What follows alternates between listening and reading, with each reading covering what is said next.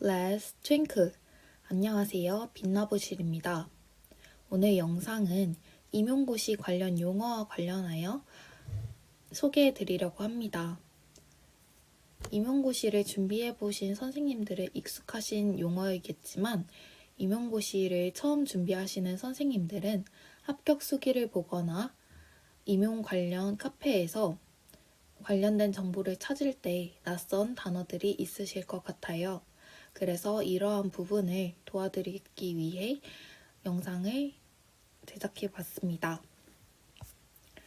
첫 번째 단어는 교육학과 전공의 개념입니다. 교육학과 전공은 제1차 시험에서 나오는 개념인데요. 보통 1교시에 교육학을 보고 2교시, 3교시에 전공 A, B를 봅니다.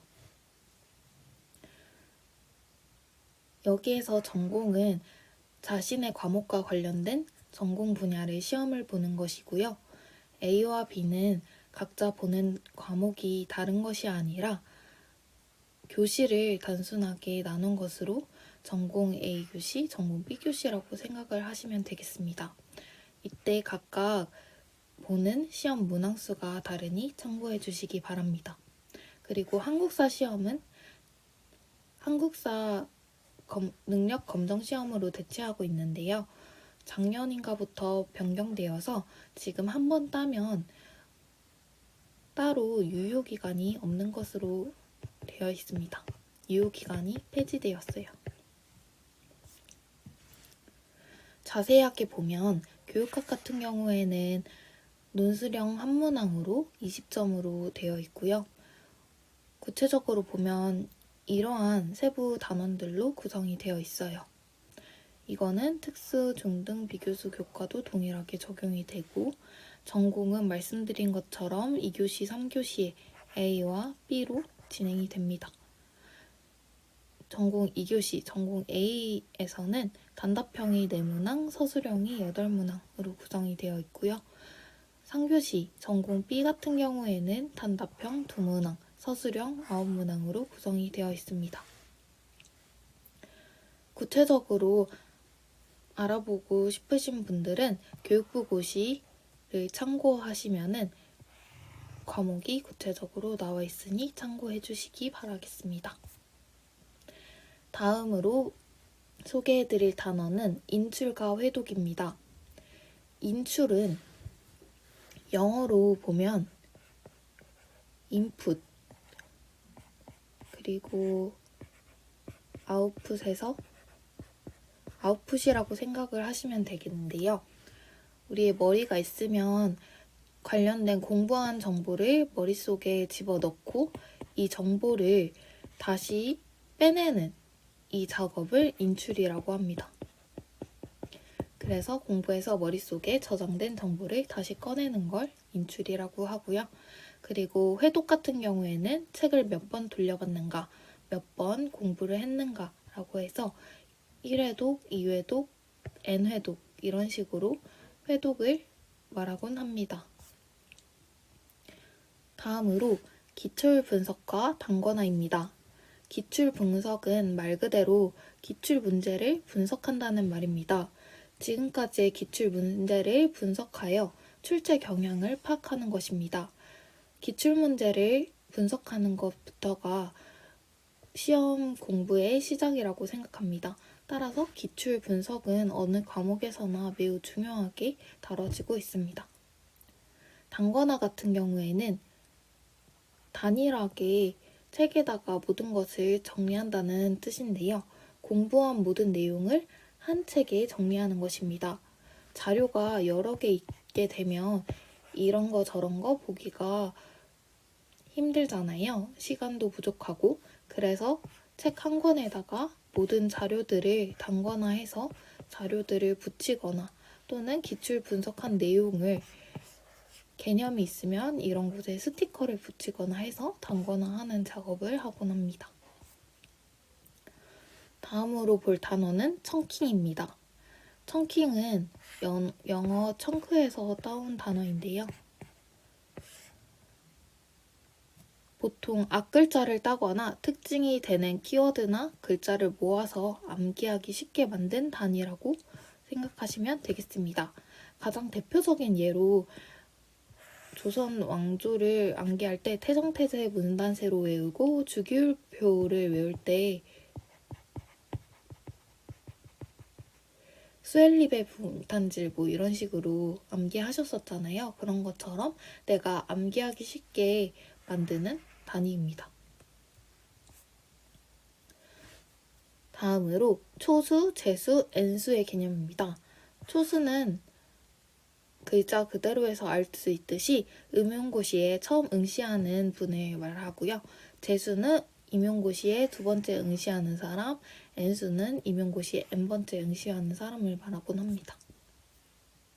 그리고 상반기랑 하반기의 개념은 보통은 6, 7월까지 상반기로 생각을 하는 경우가 많고요.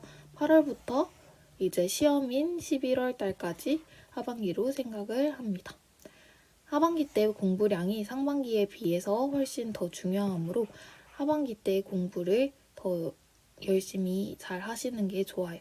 상반기 때 몇 시간, 3시간이 하반기 때 1시간이랑 거의 맞먹는다고 보시면 될 것 같아요.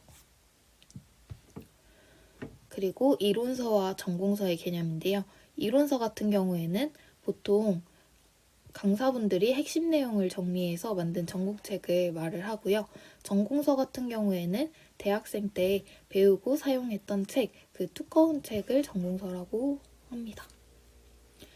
그리고 순공 시간은 순수하게 공부한 시간이라고 생각을 하시면 되는데요.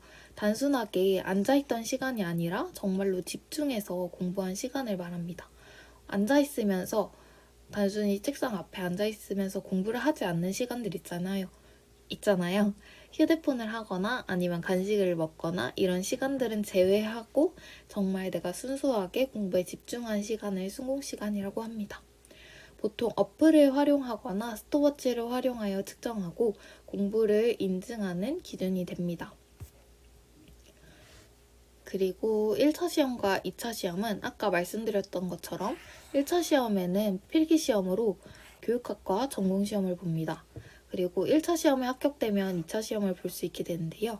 2차 시험 같은 경우에는 심층 면접 그리고 수업 시련이 함께 있는데 저와 같이 보건과 같이 비교과이신 경우 수업 시련은 없고 심층 면접만 100%로 진행이 되고 있습니다. 다음으로 볼 단어는 커플 그리고 채탈인데요. 커플은 말 그대로 컷에서 몇 점 플러스인가입니다. 마지막 등수의 합격자 점수를 기준으로 컷 점수라고 하는데요. 컷 점수를 기준으로 내 점수가 얼마나 높은지를 커플 몇 점 이렇게 말을 합니다. 예를 들어 컷 점수가 70점이라고 한다면 내 점수가 80점이다 하면은 이거보다 10점이 많으니까 커플 10점, 제 점수는 커플 10점입니다. 이렇게 말을 하겠죠. 그리고 채탈 같은 경우에는 최종 탈락의 줄임말인데요. 즉 2차 면접에서 떨어진 경우를 채탈했다라고 말을 합니다. 다음은 모고인데요. 모고는 고등학생 때도 많이 사용했던 단어라서 익숙하실 것 같긴 해요. 그래서 모의고사를 줄임말로 보통 강사들의 강의 중에서 모의고사 반을 모고반이라고 부르거나 아니면 모의고사 1회를 모고 1회 이런 식으로 줄여 부르기도 합니다. 그리고 면접을 볼 때 자체 출제 지역이나 평가원 지역 이런 말을 들으실 수 있는데요. 면접을 교육청 자체적으로 출제하느냐 안 하느냐에 따라서 자체 출제 지역과 평가원 지역으로 나뉘고 있습니다. 죄송합니다. 최근에 인천과 강원 지역이 자체 출제 지역에서 평가원으로 바뀌고 있는데요. 전국을 대체적으로 보면 서울과 경기를 제외하고는 많은 지역에서 평가원으로 바뀌는 추세입니다. 이거는 2023년 인천광역시 교육청의 공고인데요. 원래 출제 기관이 인천 자체 출제였다가 변경되어서 평가원으로 변경된 것을 볼 수 있습니다. 작년 2024년에는 강원도가 자체 출제로 바뀌었습니다.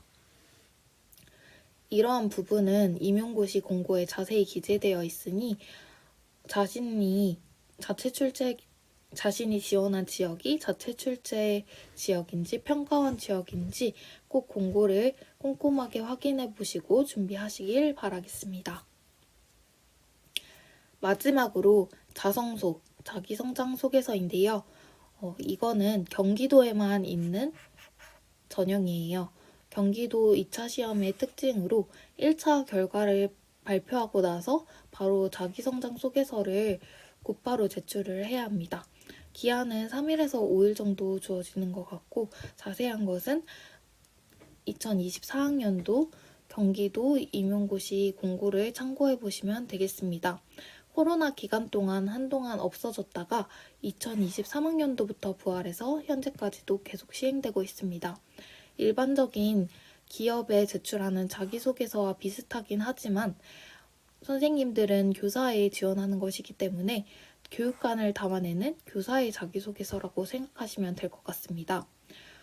공통 질문이 1개 정도 주어지고 이것을 주제로 자신을 표현하는 자기성장 소개서를 쓰는 형식으로 진행이 됩니다.